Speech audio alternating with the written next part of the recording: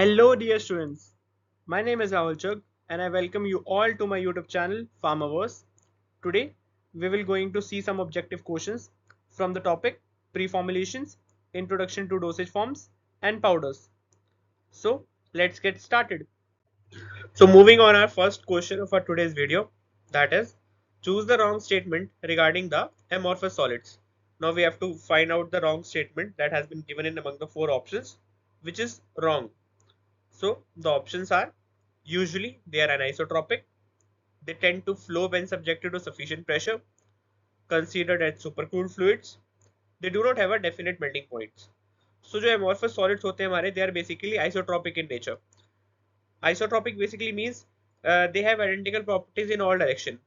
While जो anisotropic term होता है, they are basically used to refer for the crystalline structure. So we can clearly see that in option A that said that usually they are anisotropic is a wrong statement with respect to the amorphous solids, as they are isotropic in nature.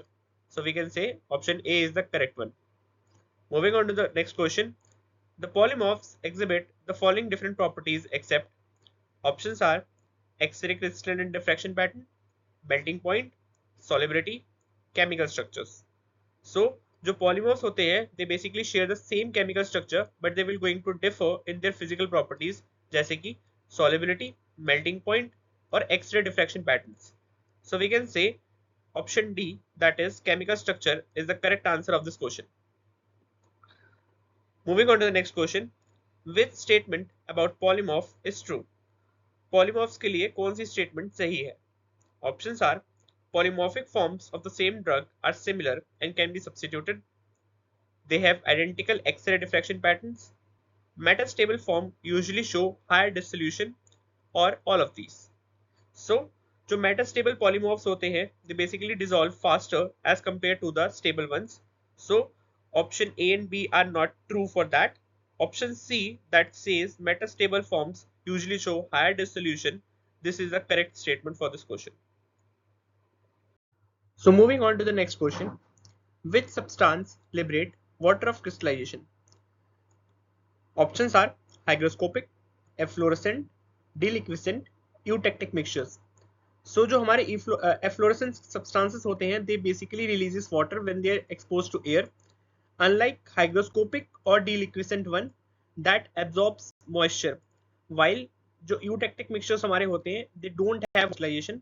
So we can say that option B, that is efflorescent substances liberates water of crystallization when they are exposed to air. Moving on to the next question. Method to determine powder flow property. These are methods that has been given in options. We have to determine कि इसमें से powder की flow property को determine करने के लिए कौन सा method use किया जाता है. So options are angle of repose, sedimentation, deflocculation, none of these. So जो angle of repose होता है that basically helps you to evaluate the flow characteristics, and it tells that if the angle of repose is less or low, it means it has a good flow, and if the angle of repose is more, then it means it has a poorer flow. So we can say that angle of repose is inversely proportional to the powder flow property. So option A, angle of repose, is the correct answer of this question that helps to determine the powder flow properties. Moving on to the next question. Photon correlation spectroscopy is associated with.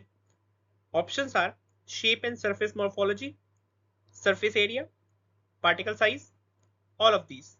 So this technique, that is photon correlation spectroscopy, basically used to measure the particle size distribution by using the light scattering method. So we can say that photon correlation spectroscopy is associated with the particle size. So option C is correct. So moving on to the next question. Instrument to measure the particle size. इन चारों दिए गए options में से कौन सा ऐसा instrument है जिसको यूज किया जाता है to measure the particle size? So the options are counter instrument, soptometer instrument, tonometer instrument, osmometer instrument. So जो हमारा काउंटर इंस्ट्रूमेंट होता है that basically responsible for measuring the particle size by detecting the changes in the electrical resistance as the particle pass through an aperture, while जो सॉप्टोमीटर होता है that basically measures the surface area, जो tonometer होता है that basically measures the pressure, जो osmometer होता है that basically measures the osmotic pressure. So we can say that a counter instrument is basically used to measure the particle size. So correct option is A. Moving on to the next question. Hot stage microscopy is used to study. Hot stage microscopy का use किसको study करने के लिए किया जाता है out of the given four options? So we options are pseudopolymorphism, particle size, microbial contamination, compaction behavior. So this technique, that is hot stage microscopy, is particularly used to observe transitions like melting point or solvate loss under controlled heating. So we can say option A, that is pseudopolymorphism, is the correct answer of this question, that hot stage microscopy is used to study pseudopolymorphism.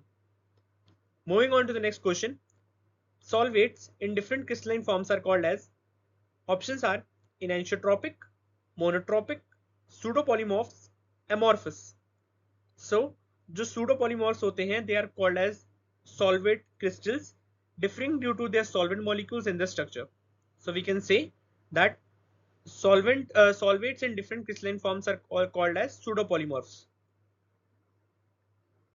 So moving on to the next topic, we have introduction to dosage form. Now we will going to see some important question regarding this topic.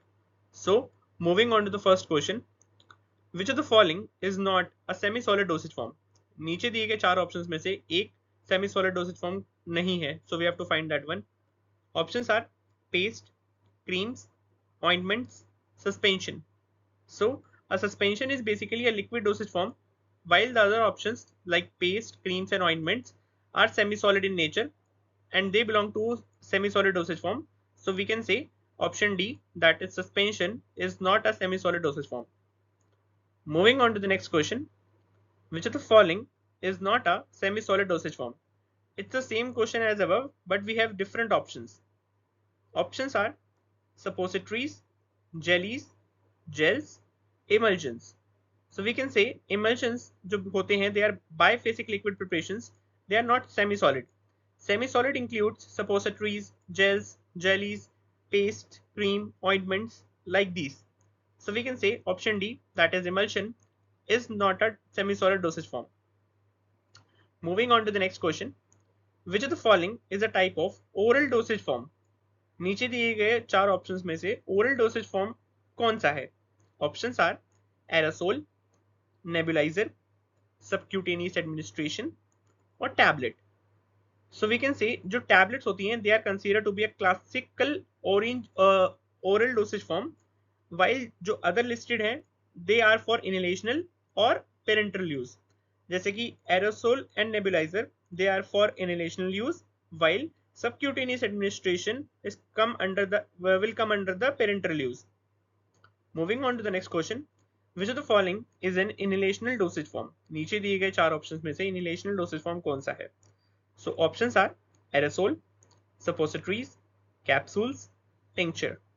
So जो aerosols होते हैं they are considered to be administered by inhalational, while जो suppositories होती हैं they are rectal or vaginal, while capsules are considered to be oral dosage form type and tincture are typically applied topically or oral use. So we can say option A, that is aerosol, is an inhalational dosage form.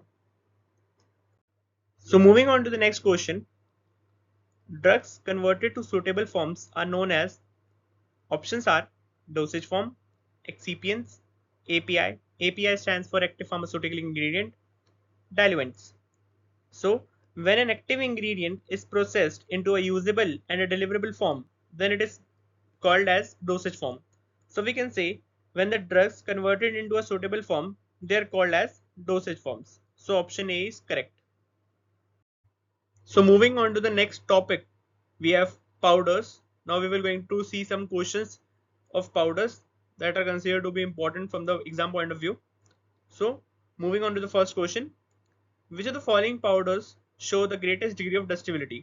नीचे दिए गए चार powders में से greatest degree of डस्टिबिलिटी किसकी है? Options दिए गए हैं talcum powder, lycopodium powder, fine charcoal, potato starch.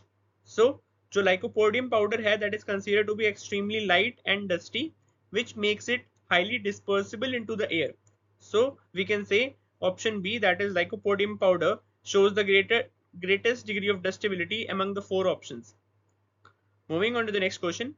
All of the following statements are true for bulk powder except, नीचे दिए गई चारों statements सही है सिवाय एक के with respect to the bulk powders, and we have to find that one statement. Options दिए गए हैं: consist of solid dry particles, particles are of uniform size, contain one or more active ingredient, usually contain non-potent medicament. So in reality जो bulk powders होते हैं they do not require uniform particle size. So they are just solid containing API and typically used as non-potent drugs. So we can say the particles are of uniform size is the incorrect statements among the four options. So option B is the correct one. Moving on to the next question, which is an example of opaque powder paper with no moisture resistant capability. Options दिए गए हैं: vegetable parchment paper, glassine paper, waxed paper, white bond paper. So जो white bond paper होता है that is opaque but offer no moisture resistance unlike waxed or glassine paper.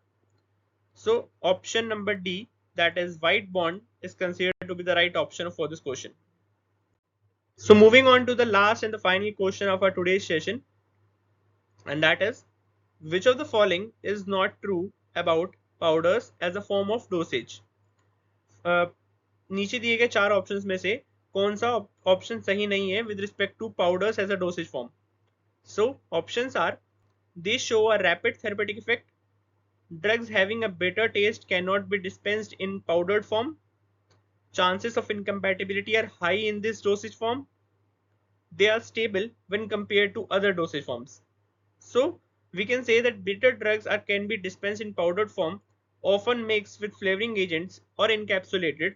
So this makes option B false. So we got a correct option, that is option B, that drugs having a bitter taste cannot be dispensed in powdered form is a wrong statement with respect to powders as a form of dosage. So that's it for today's session. I hope that these MCQs will going to help you to sharpen your preparations. If you like the video, don't forget to like, subscribe or hit the bell icon for more pharmacy insights. Thank you.